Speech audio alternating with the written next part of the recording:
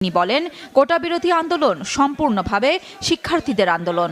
আন্দোলনের সঙ্গে শিক্ষার্থীরা সরাসরি জড়িত। আমরা এই আন্দোলনের সঙ্গে কখনোই সরাসরি জড়িত নই। আমরা তাদেরকে নৈতিক সমর্থন দিয়েছি এবং সেই নৈতিক সমর্থন আমরা দিয়ে যাব। প্রতিটি বিশ্ববিদ্যালয় বন্ধ করে আন্দোলন নিয়ন্ত্রণে সরকারের চেষ্টার নিন্দা জানান মির্জা ফখরুল। পাকিস্তান আমলে পাকিস্তান শাসক গোষ্ঠী এইভাবে তারা আন্দোলন দমন করার চেষ্টা করেছে, কিন্তু সেই দমন করতে পারেনি। ঠিক একইভাবে আজকে তারা যেভাবে চেষ্টা করেছে সেটার সঙ্গে আমরা কোনো মতেই একমত নই। জানাজা শেষে বিএনপি নেতাকর্মীরা মসজিদ থেকে বেরিয়ে এলে সেখানে পুলিশের সাথে ধাওয়া পাল্টা ধাওয়ার ঘটনা ঘটে। বিএনপি নেতাকর্মীরা পুলিশের উদ্দেশ্যে ইট পাটকেল ছুড়লে পুলিশও পাল্টা টিয়ার শেল নিক্ষেপ করে। বেলা ২টার পর শান্ত হয় বাইতুল মোকাররম এলাকার পরিস্থিতি। নাশকতার সাথে যুক্ত এই ধরনের আমাদের বেশ কিছু গ্রেপ্তার আছে।